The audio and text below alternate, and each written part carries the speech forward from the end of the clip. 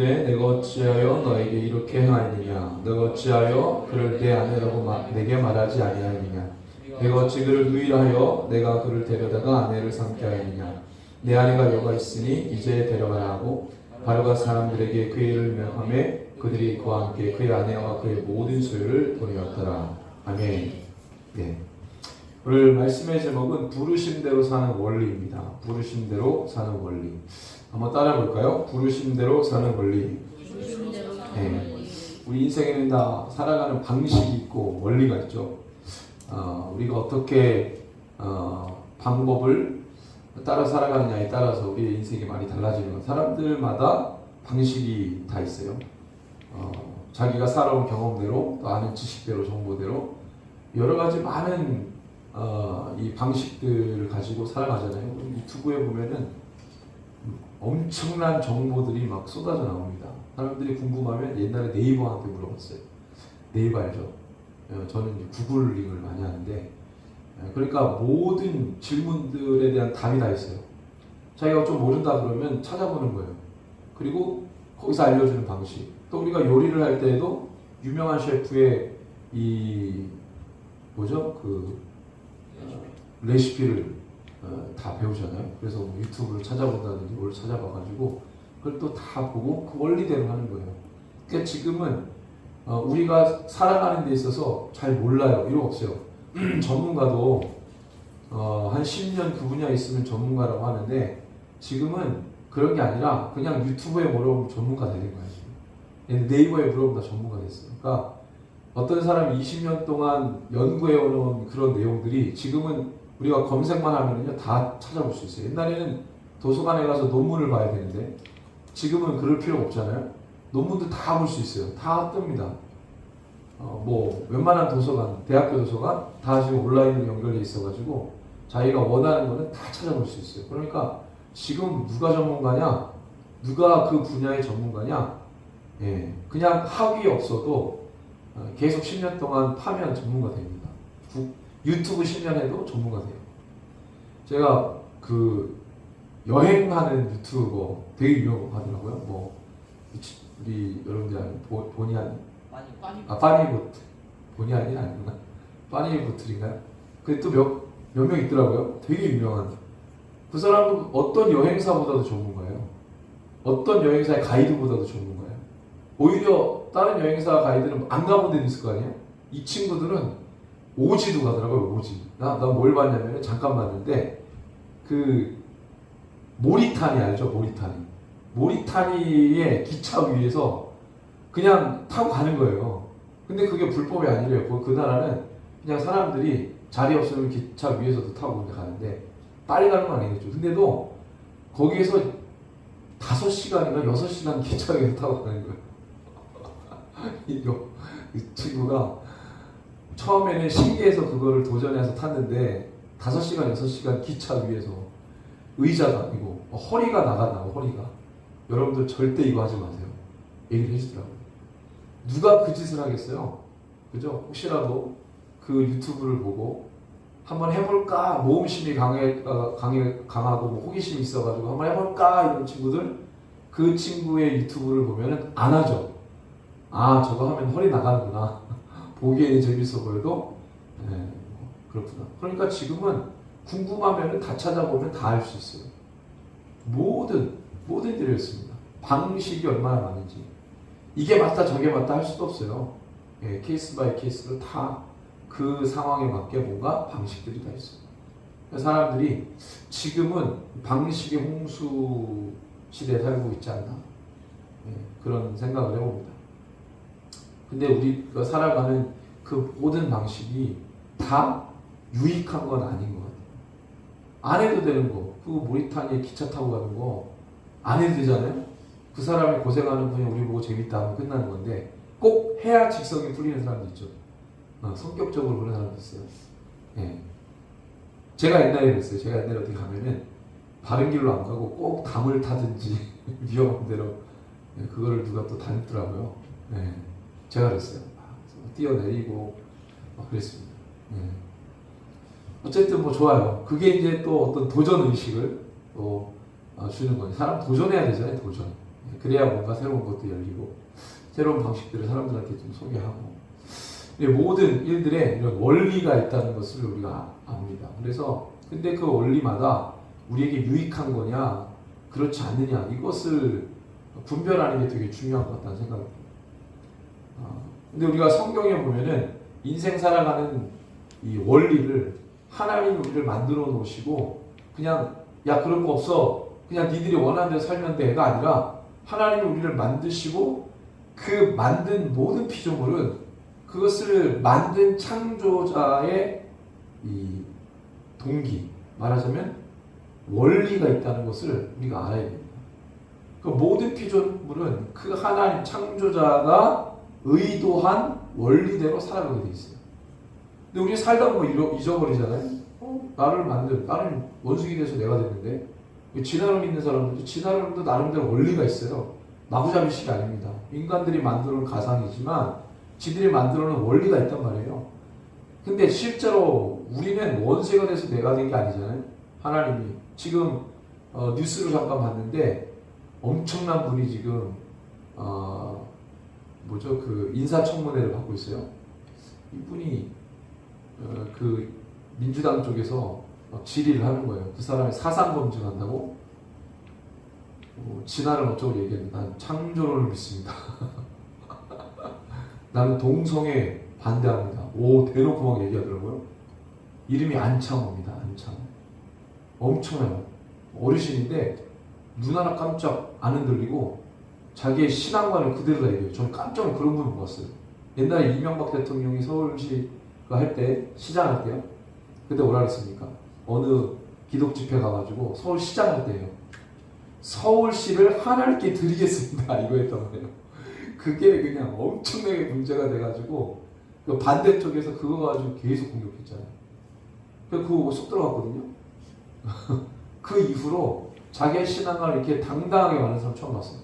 인사청문회 하는데 웬만하면은 그런 거 얘기 안 하잖아요. 험이 될까봐. 이분은 눈 하나 깜짝 안 하고 저는 창조론을 믿습니다. 동성애 반대합니다. 와 대단해요. 엄청난 거죠. 이런 분들 마음속에 뭐가 있어요? 확고한 뭐가 있는 거예요. 그렇죠? 정말 양보할 수 없는 분명한 인생 사는 원리가 법칙이 이분 안에 가득 차 있는 거예요. 어디 가도 물어보면 당당하게 얘기할 수 있는 거죠. 되게 멋있는 것 같아요. 나이가 많으신데 되게 멋있는 것 같아요. 그러니까 마찬가지죠. 우리도 살아갈 때 그냥 막 살아가는 게 아니라 어떤 내가 이걸 왜 해야 되는지 어떤 목적과 뚜렷한 원리에 의해서 하나님이 나를 만드신 그 원리 그것에 의해서 우리가 살아간다면 세상의 어떤 방식이 아니라 하나님이 원하시는 방식대로 살아갈 때 우리는 거기서 기쁨을 얻고 만족을 얻는다는 것이죠. 오늘 찬양이 우리가 원하는 것이 애초에 경외하는 거잖아요. 우리가 원하는 게 건강도 아니고 돈도 아니고 그 어떠함은 아니고 우리를 만드신 그분을 경외하는 거잖아요. 그게 바로 우리를 부르신 주님이 우리에게 원하시는 인생 사는 원리라는 거예요. 세상 사람들이 우리에게 물어보면 당신은 무엇을 위해 삽니까? 우리는 뭐라고 대답하겠어요? 하나님이 우리를 만드신 목적을 얘기하겠죠. 왜? 그게 사실이니까. 우리가 주님을 몰랐다면 우리가 뭐라고 대답했겠어요? 우리가 신앙인이 아니고 예수를 몰라요?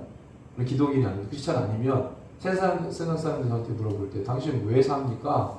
사는 이유가 뭡니까? 라고 물어본다면 하나님과 전혀 상관없는 얘기했겠죠. 저는 저를 위해 삽니다. 저는 돈을 많이 벌 거예요.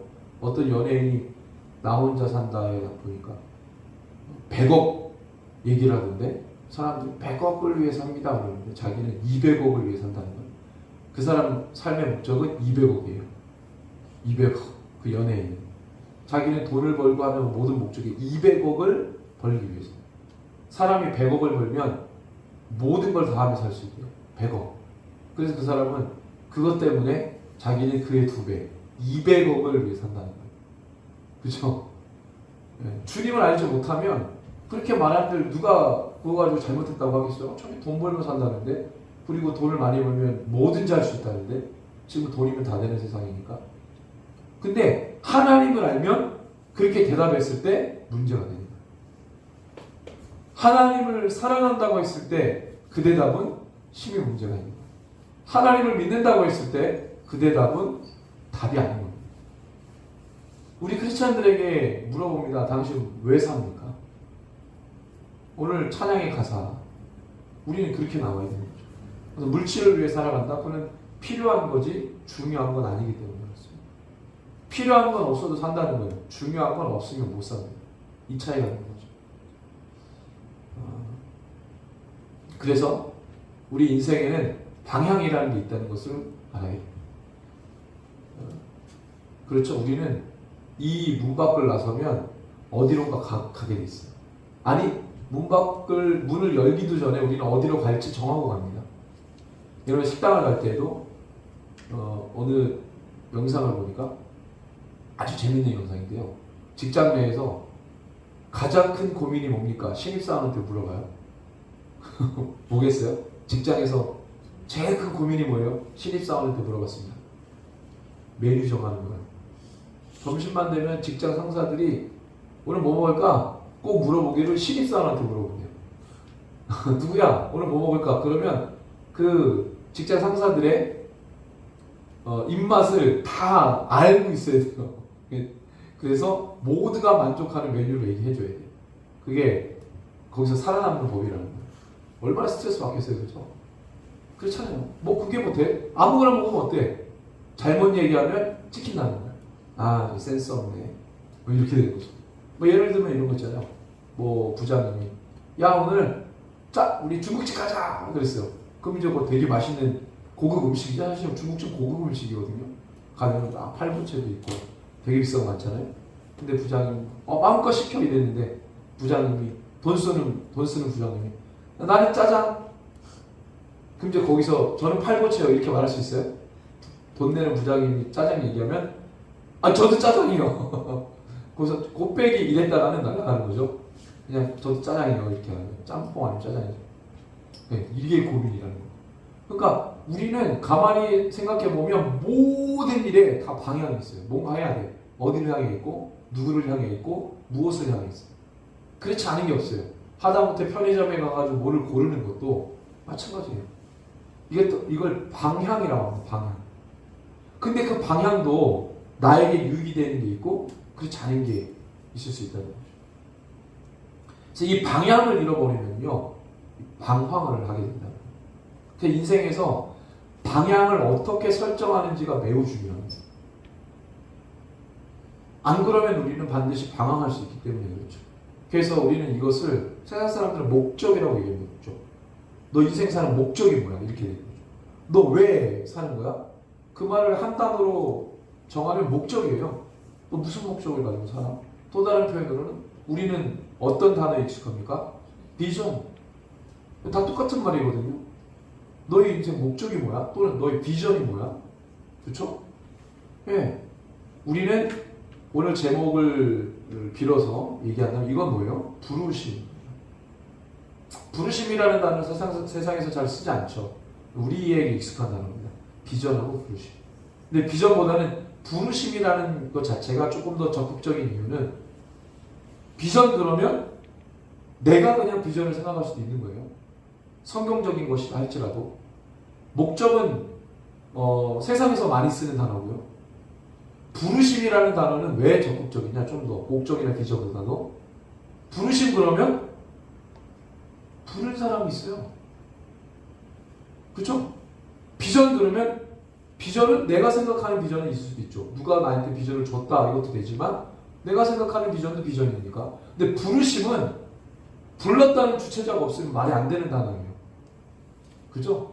사실 성경적으로는 목적 누가 준 거예요? 하나님. 비전 누가 준 거예요? 하나님. 근데 목적이나 비전에 대한 단어는 누가 줬다, 누가 부여했다라는 거 빼고도 그냥 성립이 되는 단어예요.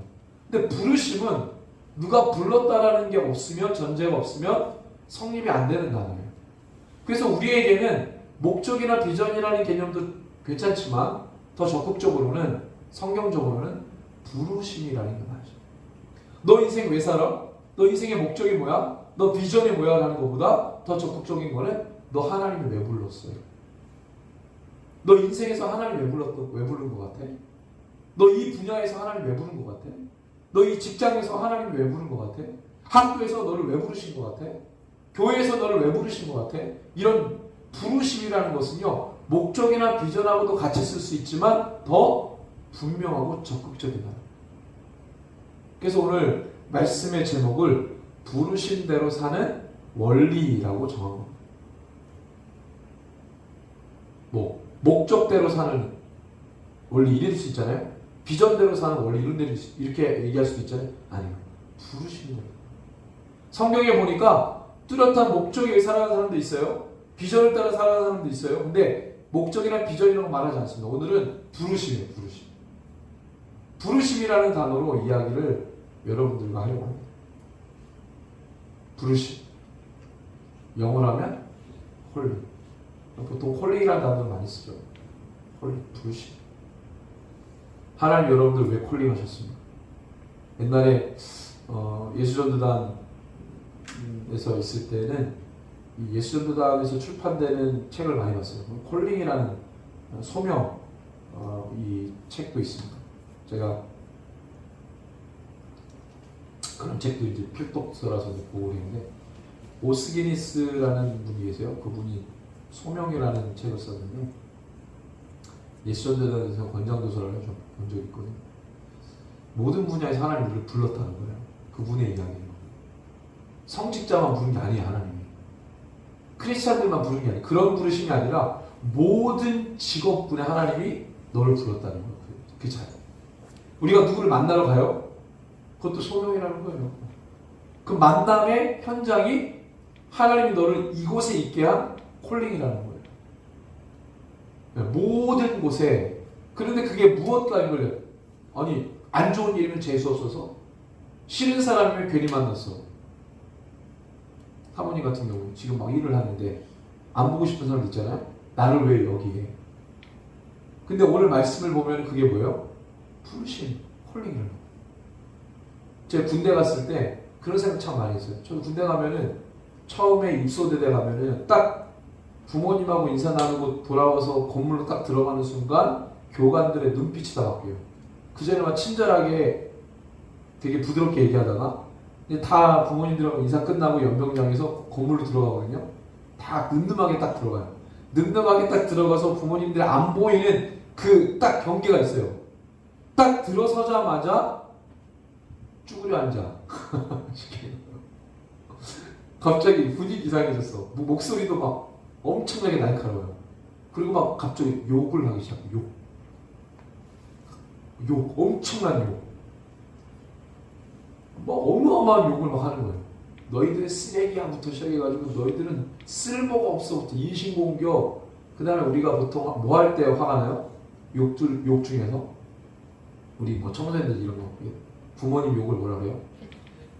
패드립 저리 가나요? 패드립은 뭐 욕도 아니야. 조상도 패드립 붙어요. 조상 패드립 붙어요. 뭐 엄청나게 그 인생 자체를 패드립하고 존재 자체가 막 완전 쓰레기예요. 어마어마하게 막 쪼그려. 막 갑자기 우왕좌왕하면서 막 눈 안 돌립니다. 앞만 봅니다. 뭐 해가지고 막 하는데 장난 아니에요. 손을 쏙 빼요. 그 일주일 동안 그것만 하는 거예요. 계속 욕하고 군기 잡고 눈 돌아갑니다. 옆 사람 보지 않습니다. 막 떠는데도 막 어떤 애는 막 얼굴이 하얗게 질리고 엄청나요. 너무 힘든 거예요. 그래가지고 그 입소대 4주를 훈련받거든요. 근데 그 유튜브에 보면 아주 유명한 군대 교회가 있어요. 그 논산 훈련소에 있는 교회인데 거기가 훈련소 교회 중에서 제일 크거든요. 그 실로암 같은 거, 그 되게 유명한 그 있어요. 찬양. 거기를 딱 가는 거예요. 딱 가는 순간 자리에 앉았는데 눈물이 터지는 거예요. 그 서러움과 괜히 힘든데 와가지고. 근데 하나님이 마지막에 뭐라고 위로하시냐면 내가 여기서 너를 불렀다는 거예요. 그 마음에 평안이 왔어요. 그래서 예배만 가면은 그 음성을 다시 생각하는 거예요. 아, 어쩌서 군대 온 게 아니라 물론 내가 군대 가겠다고 신청서 썼으니까 왔겠지. 근데 그렇게 생각하는 게 아니라 관점 자체가 하나님이 나를 이곳에 불렀다는 거예요. 그럼 뭐가 막 올라오겠어요? 하나님이 나를 이곳에 불렀다는 생각이 딱 드는 순간 사명이 올라옵니다. 사명이라는 단어는 우리에게 익숙하잖아요. 그렇죠? 내가 여기서 뭔가를 해야만 하는 사명감이 올라요. 그게 하나님과 연결된 거.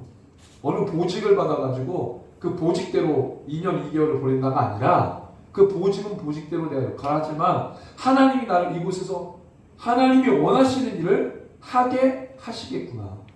그게 뭐겠어요? 제가 할 수 있는 건 예수님 전하는 것 외에는 없어요.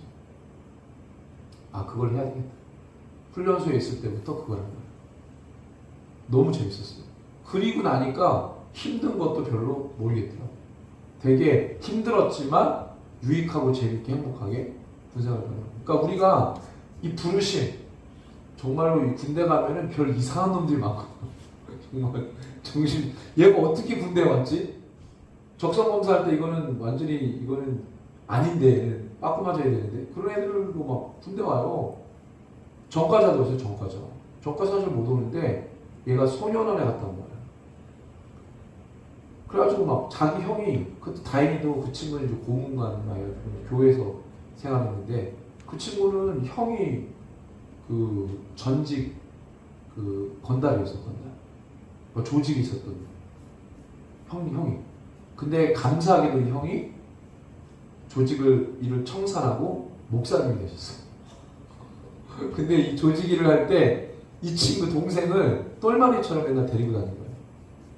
안 좋은 일에 막 연루되고 막 소년원도 갔다 오고. 이 친구는 칼빵이라고 하죠. 그 친구가 얘기했어. 칼빵. 문신하고 칼빵 장난 아니에요.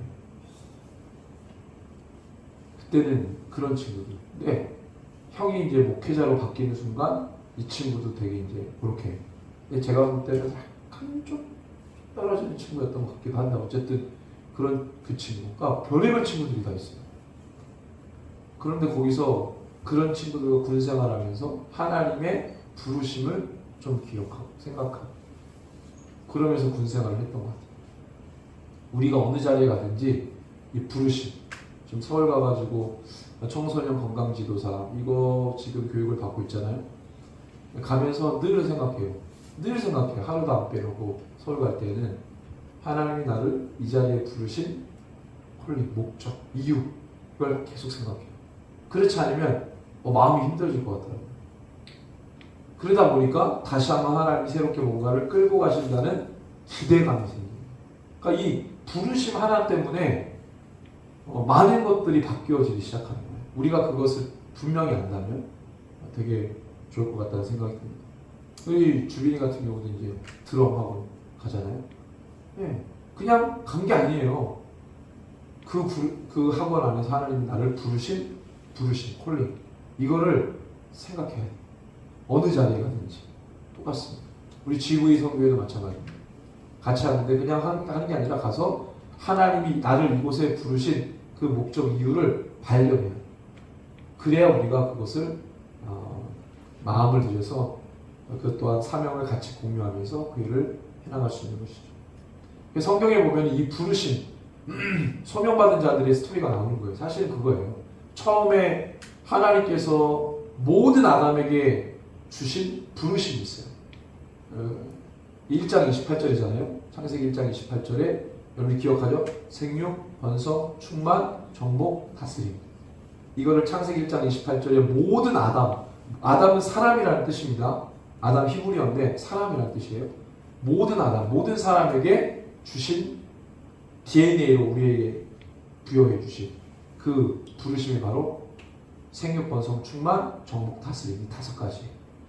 하나님 모든 자들이 이걸 주신 거예요. 우리는 DNA 속에 이 하나님의 부르심이 있습니다. 어딜 가든지 항상 이것이 있습니다. 그 다음에는요, 아담과 하와를 통해 부르심이 있습니다. 우리가 창세기 2장 15절에서 18절, 창세기 3장 15절에서 19절, 창세기 3장 21절. 이 내용들을 보면요, 아담과 하와를 부르셔서 하나님 뭔가를 하게 하시는 거죠. 그 내용들이 나오는 거예요. 그냥 아담과 하와를 부르시고요, 내가 너를 위해서 만든 에덴 동산 뛰어다녀라. 그게 아니에요. 야, 아름답게 만들었지? 너희들을 위해 준비했어. 이 들판을 뛰어다녀. 먹고 싶은 거 먹어. 이게 부르심이 아니라고요.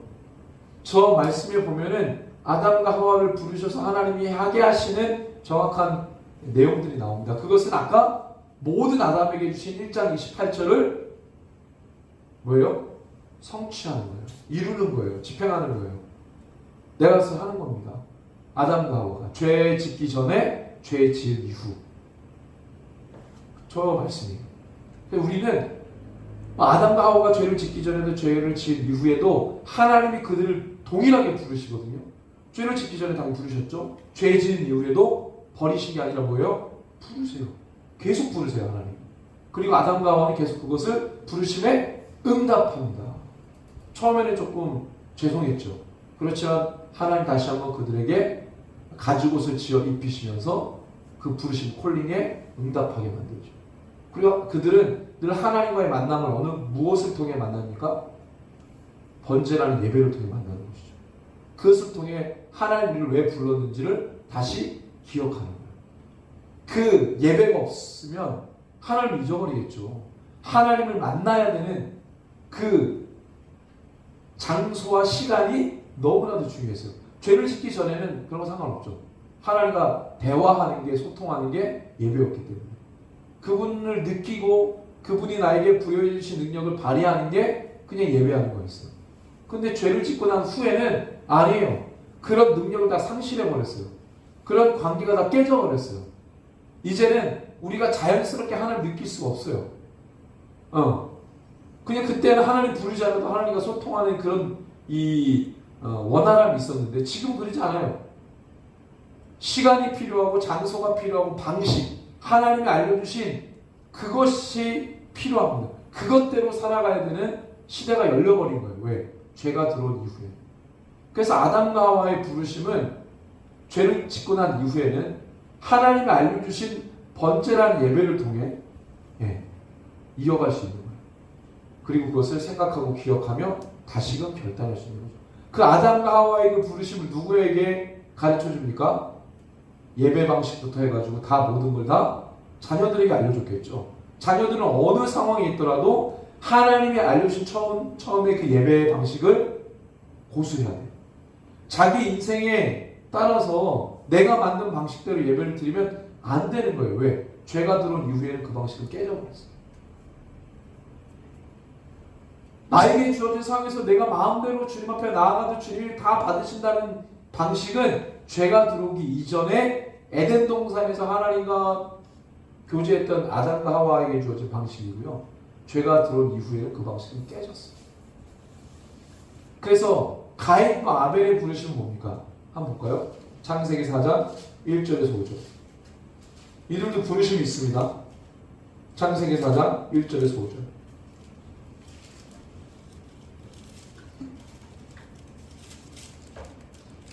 아담이 그의 아내 하와와 동침하매 하와가 임신하여 가인을 낳고 이르되 내가 여호와로 말미암아 등남하였다니라.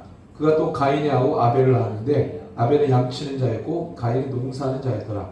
세월이 지난 후에 가인은 땅의 수산으로 제물을 삼아 여호와께 드렸고 아벨은 자기도 양의 첫 새끼와 그 기름으로 드렸더니 여호와께서 아벨과 그의 제물을 받으셨으나 가인과 그의 제물을 받지 아니하시니라. 가인이 몹시 분하여 안색이 변하니.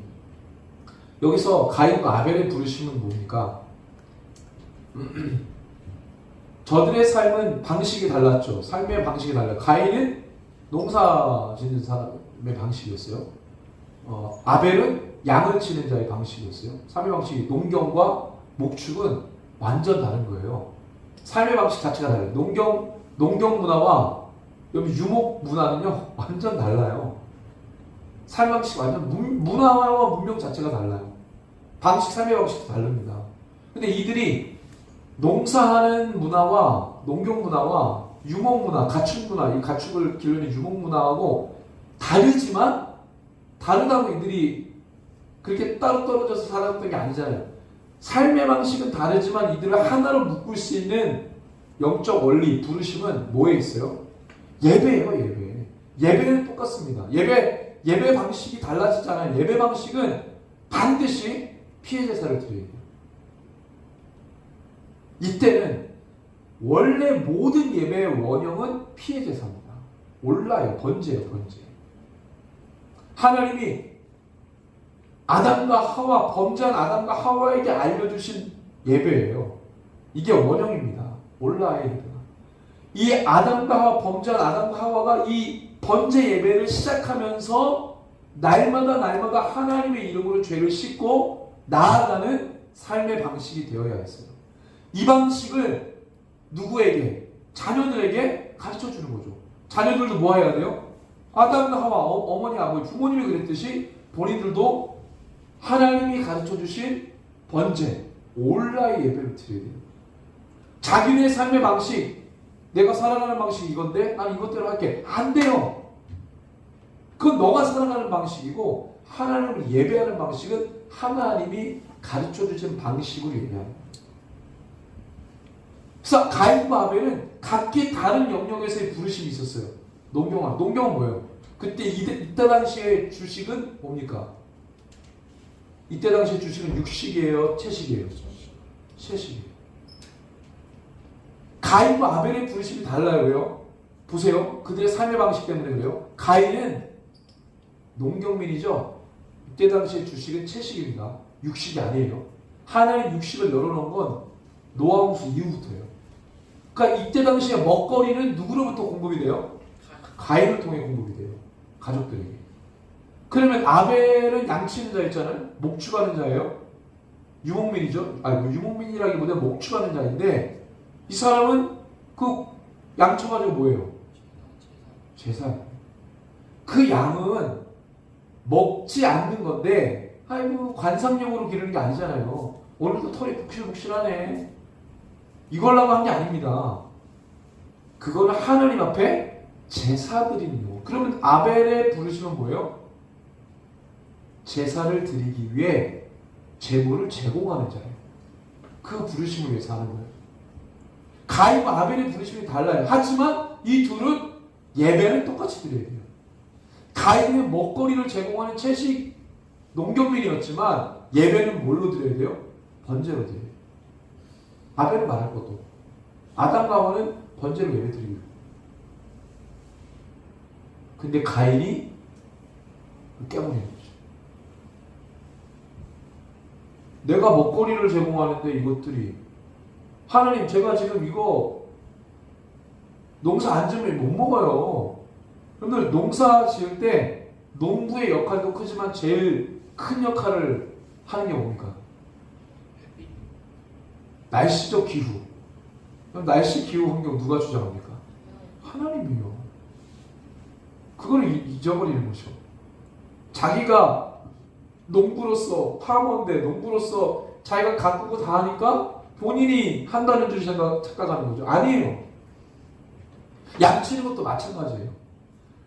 농경이나 목축이나 하나님이 개입하지 않으면 보존할 수 없어요. 너희들은 그냥 관리만 하는 거야. 관리. 가인도 관리인이고 아벨도 관리인이에요. 아담과 하와도 에덴 관리인이었어요. 주인이 아니라고. 근데 가인이 갑자기 자기 주인 행세하는 거예요. 내가 지금 먹거리 다 하는데 하나님 왜 내 예배 안 받아? 네 예배는 내가 기분 나빠서 받고 안 받고를 할 계제가 아니라 너의 예배는 받을 수가 없는 예배야. 왜? 피해 제사가 아니잖아. 너가 피해 제사를 드려서 지금 믿으면 내가 너의 죄를 사한다라는 믿음. 그때 당시의 믿음 그거죠. 지금 믿음이랑 다릅니다. 지금 믿음은 하나님 계시죠? 이 믿음이에요. 이때 당시의 믿음은 하나님 계신 건 다 알아. 하나님 계셔주세요. 이 믿음이 아니라고. 이때 당시의 믿음은 내 안에 있는 죄를 당신이 해결해 주시느냐 이거예요. 하나님 기분 나쁘면 안 해줘. 이런 생각도 했나 봐요. 가인이.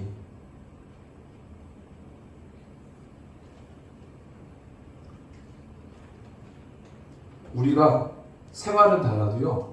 방식은 달라도 하나님 앞에 예배로 나갈 때는 똑같아요. 생각이 다르고 사상이 다르죠. 지금도 교회 보면 큰 교회 보면은요. 정치에 대한 입장이 다르고 사상이 다른 사람 되게 많이 있습니다. 차별금지법도요. 어떤 사람은 같은 크리스찬인데 찬성하는 사람, 반대하는 사람 있어요.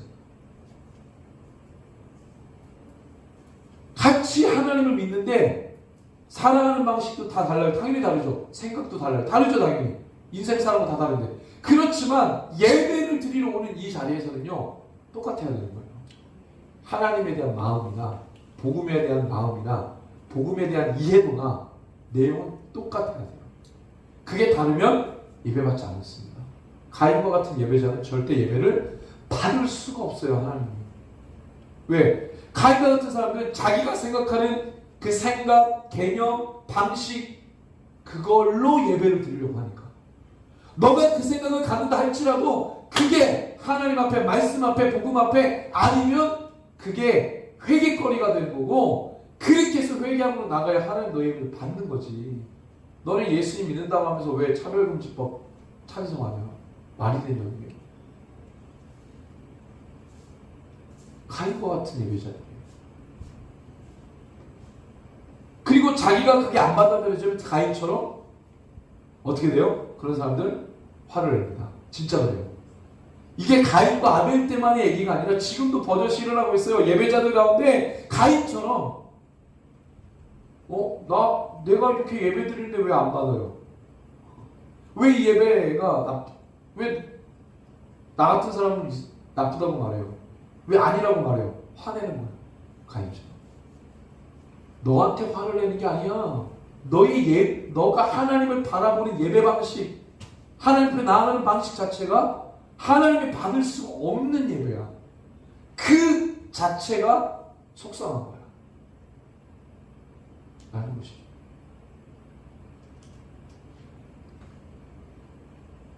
에녹의 부르심 뭔가? 그 다음 에녹이잖아요. 에녹의 부르심. 우리 너무나 잘 알죠? 창세기 5장 21절 24절 같이 한번 읽어봅니다. 창세기 5장 21절에서 24절 시작. 에녹은 65세에 무드셀라를 낳았고 무드셀라 낳은 후 300년을 하나님과 동행하며 자녀를 낳았으며 그는 365세를 살았더라. 에녹이 하나님과 동행하더니 하나님이 그들을 데려가심으로 세상에 있지 아니하리라. 아멘. 네. 히브리서 11장 볼까요?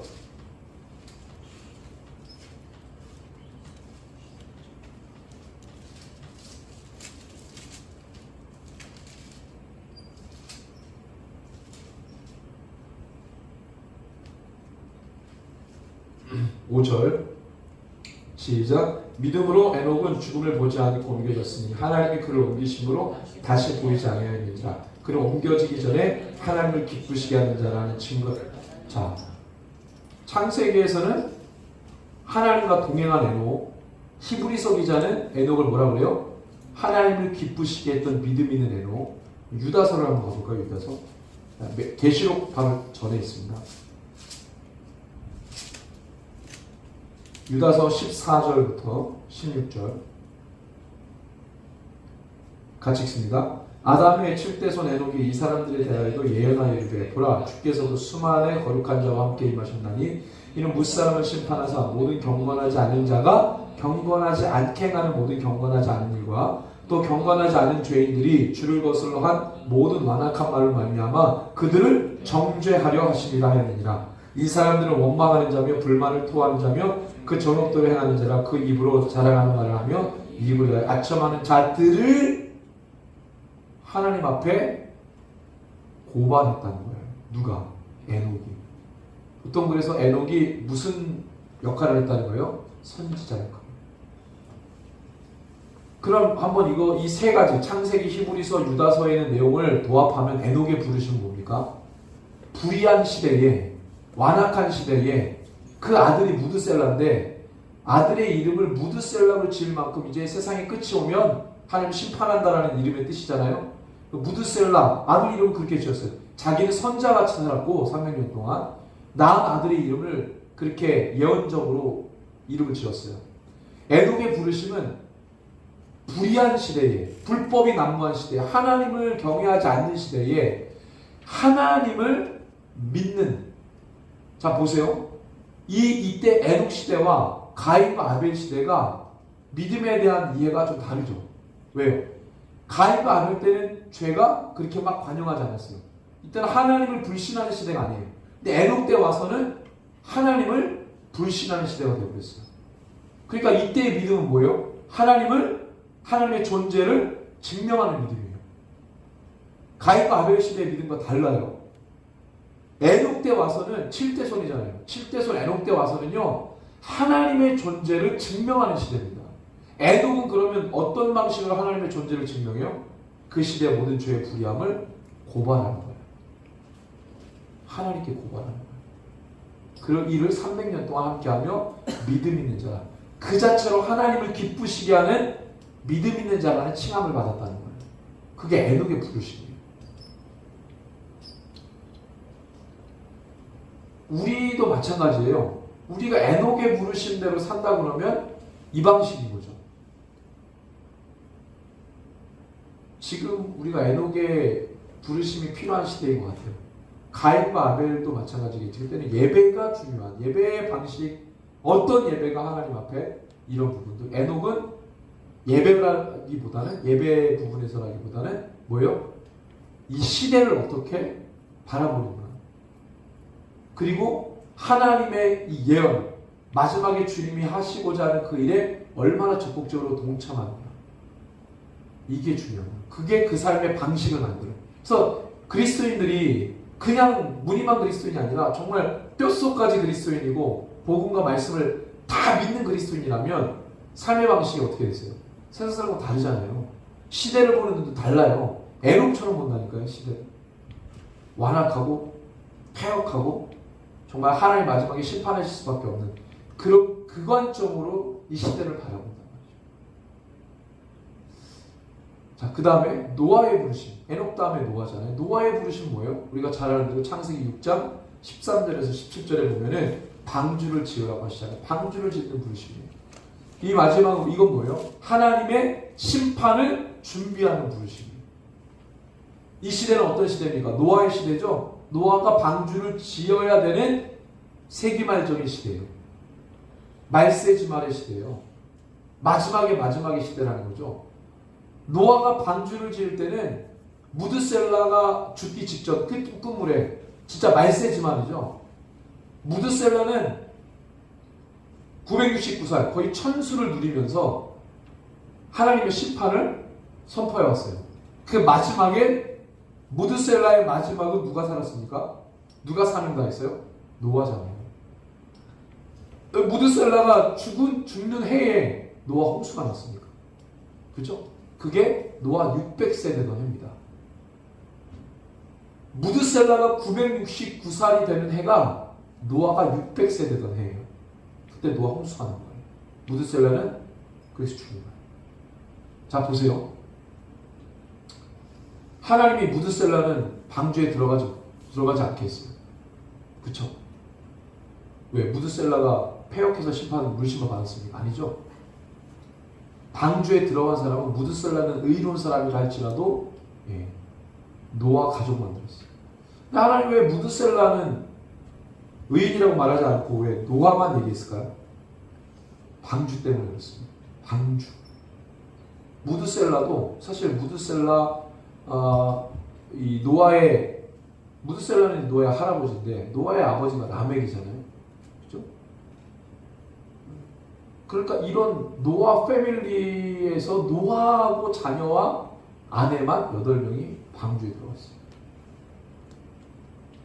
노아를 의인이라고 말했던 이유는 방주를 짓는 하나님의 심판에 결정적으로 함께 있었던 그 부르심을 감당했기 때문이었습니다. 마지막을 준비하는 세계. 하나님이 마지막 날에 교회에게 말씀하신 부르심에 적극 응답하고 그것을 위해 달려갈 수 있는 세계. 자, 그 다음에 오늘 셈함 야벳의 부르심. 이건 10장하고 11장의 족보에 나오잖아요. 각각의 자기의 부르심에 따라 살아갑니다. 거기에는 함의 니므롯의 불의함도 있는 거고요. 여러 가지 많은 것들이 작용을 하지만 어쨌든 각각의 부르심대로 살아요. 이때부터 부르심의 방식이 막 달라지기 시작합니다. 삶의 방식도 굉장히 왜? 민족이 나뉘어졌습니다. 셈족에서는 하나님의 사람이 준비되는 부르심을 감당하죠. 그래서 셈족 마지막에 누가 나옵니까? 11장에 보면은 누가 소개돼요? 아브라함이 소개돼요. 셈족의 후예자예요. 그래서 셈의 10대 손이 아브라함. 아브라함의 부르심 뭐예요? 창세기 12장 1절 3절이죠. 아브라함의 부르심은 어떤 방식인가요? 기존의 방식과 달라요. 이게 반전입니다. 1장에서 11장에 나와 있는 아담과 하와부터 시작된 그 모든 부르심과 12장에 나온 아브라함의 부르심이 이제는 결이 다르기 시작해요. 그 전에 하나님의 부르심 뭐예요? 거의 다 지키는 거예요. 지켜라. 내가 너에게 가르쳐준 걸 지켜라. 고수해라. 간직해라. 유지해라. 이거예요. 근데 아브라함을 부르실 때는 달라요. 뭐예요? 떠나는 겁니다. 유지가 아니에요. 아브라함을 부르실 때 하나님은 아브라함에게 떠나라고 합니다. 뭘 떠나요? 오늘 말씀해 보니까 확실히 떠나라고 강조하는 단어예요. 뭐예요? 너는 너의 고향과 친척과 아버지의 집을 떠나라. 이 말은 뭐예요? 너가 누려왔던 모든 방식에서 떠나라는 거예요. 너가 경험했던 모든 방식에서 떠나라는 거예요. 너가 살아왔던 모든 문화, 모든 방법, 방식에서 떠나라는 거예요. 떠나기 시작해야 하나님의 영적 원리를 받아들일 수 있는 거예요. 거기서 떠나지 않으면 안 된다는 거예요. 그래서 아브라함에게 주신 하나님의 부르심은요, 유지가 아니라 떠납니다. 우리는 뭔가를 지키고 유지해야 부르심에 합당한 삶이라고 생각하지만 그렇지 않아요. 아브라함 같은 경우는 먼저 떠나기 시작하면서 하나님의 부르심에 응답하는 거였어요. 그래서 하나님이 떠나라고 합니다. 떠나라고 해서 그 다음에 비전 뭐예요? 이 비전이 라틴어에서 왔거든요. 라틴어 비데오라는 단어에서 왔어요. 비데오. 비데오에서 나온 단어 영어가 있습니다. 비디오. 그게 라틴어 비데오에서 왔거든요. 비데오라는 라틴어의 뜻이 뭐냐면 보는 거예요. 보다 이런 뜻이에요. To see 영어로 하면 보다. 그게 뭐예요? To see 그러면 무엇을 보다죠. 목적이 있죠. 무엇을 봐야 돼. 그래서 라틴어의 비데오는 두 가지를 보는 거예요. 첫 번째 보이는 것을 보는 거고요. 두 번째 보이지 않는 것을 보는 거예요. 보이는 것은 뭐예요? 현상, 사물. 이걸 비데오. 그 다음에 보이지 않는 그 안에 내면의 것, 미래. 이런 것들을 다 비데오라고 했습니다. 여기에서 비전이 나온 거예요. 비전. 그러니까 비전의 뜻은 뭐예요? 보는 거예요. 지금 하나님이 아브라함에게 뭐 했어요? 내가 너에게 보여줄 땅으로 가라. 뭐 하신 거예요? 아브라함에게 비데오 하신 거예요. 자기 땅이 없는 아브라함이 갈대아 우르에 살다가 하란으로 간다. 하란도 자기 땅이 없어요.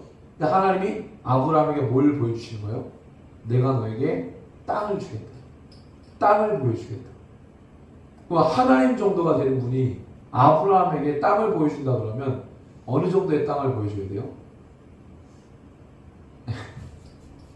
돈 많은 분이 내가 너에게 땅을 기부할게 이 정도면 한 100평, 200평 이렇게 될 수 있지만 천지를 만드신 하나님이 아브라함에게 내가 너에게 땅 줄게 그러면서 10평 준다 그러면 짜증나죠? 장난 아니에요 지금? 10평 주려고 나를 지금 하란에서 떠나보게 하는 거예요?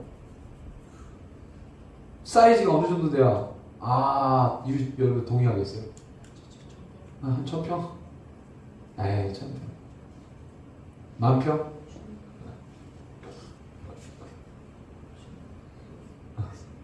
진짜 하나님 스케일이 가나안 땅으로 인도하셨잖아요.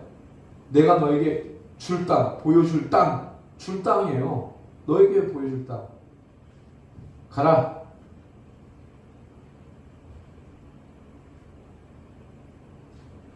매장지 하나 주셨습니다. 매장지.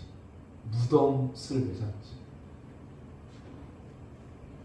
한 50평 될까요? 100평도 안 되는 땅을 아브라함이. 그것도 자기 돈 주고 삽니다. 하나님 그냥 주는 게 아니었어요. 자기 돈 주고 50평도 안 되는 땅을 사요. 무덤할 땅이에요. 무덤할 땅. 그리고 내내 나그네로 살게 해요. 아브라함. 그런데 너무 신기한 건 가나안 땅에 이미 살고 있었던 선 주민들이 아브라함을 두려워해요. 그러니까 실제로 거주하는 땅을 줬다기보다는 뭐예요?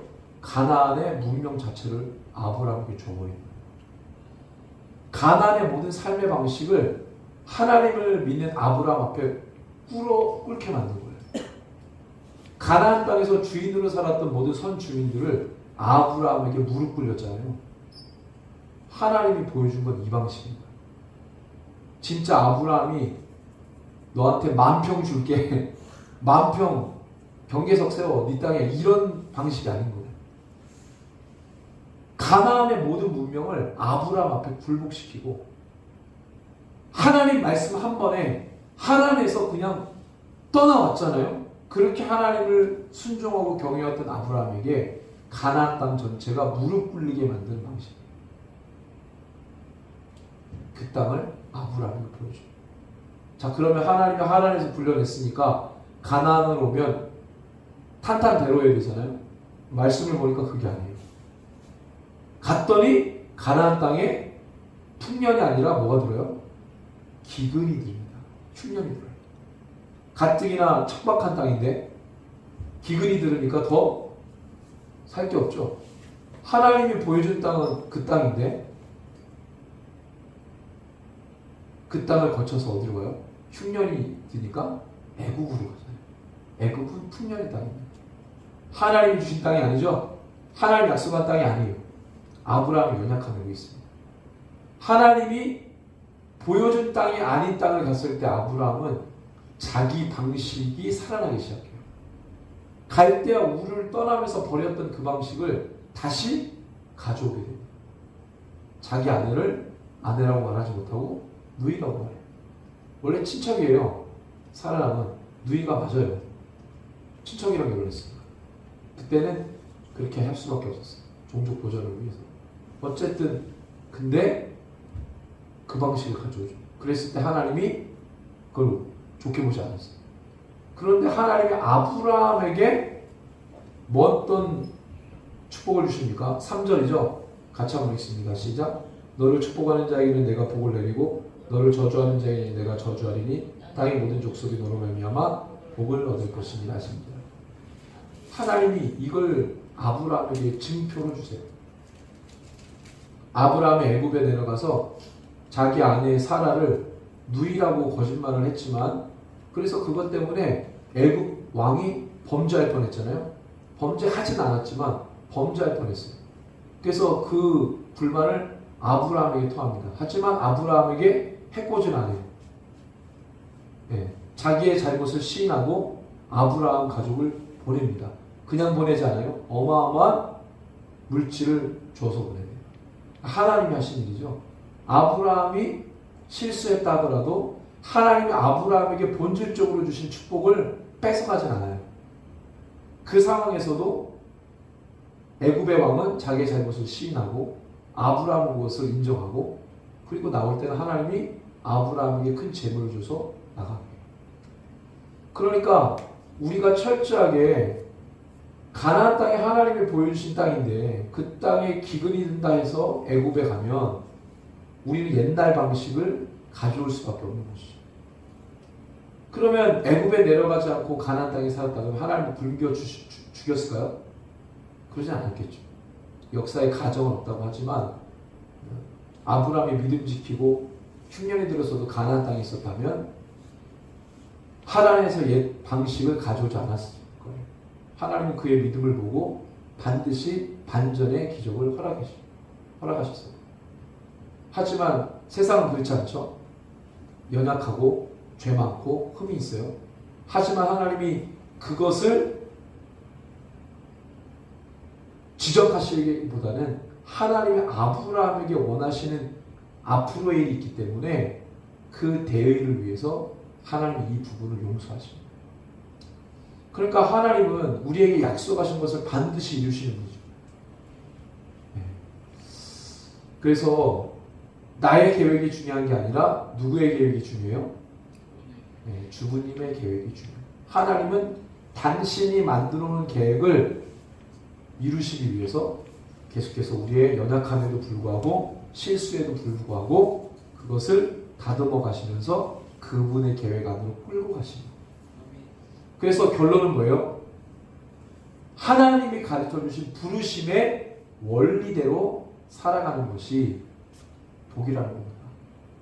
하나님이 어차피 우리를 인도해 가시고 우리를 만드셨고 하나님이 당신의 계획으로 인도해 가시기 때문에 하나님이 우리를 부르신 그 방식대로 우리가 살아가는 것이 우리 인생의 원리가 맞다는 것이죠. 그래서 오늘 우리가 말씀을 생각하며 한 주간 동안 살아갈 때 하나님 우리를 부르신 목적과 이유가 무엇인지를 우리가 곰곰이 생각하며 발견할 때, 깨달을 때 하나님 나를 끌고 간다는 것이 분명해지고 또 아울러서 우리는 어떤 안 좋은 상황이 올지라도 하나님이 당신의 계획을 이루시겠다고 하는 믿음이 있습니다. 그래서 우리는 헤매이지 않게 될 것입니다. 무너지지 않고 포기하지 않을 것입니다. 그런 은혜가 저와 여러분들 가운데 있기를 소원합니다. 아멘. 우리 함께 나의 하나님이라는 찬양인데요. 우리 악보 뒷면에 보면 또 있습니다. 이것을 보면서 이 가사의 내용을 나의 기도의 고백이라고 생각하고 함께 고백하며 찬양하고 반응하겠습니다.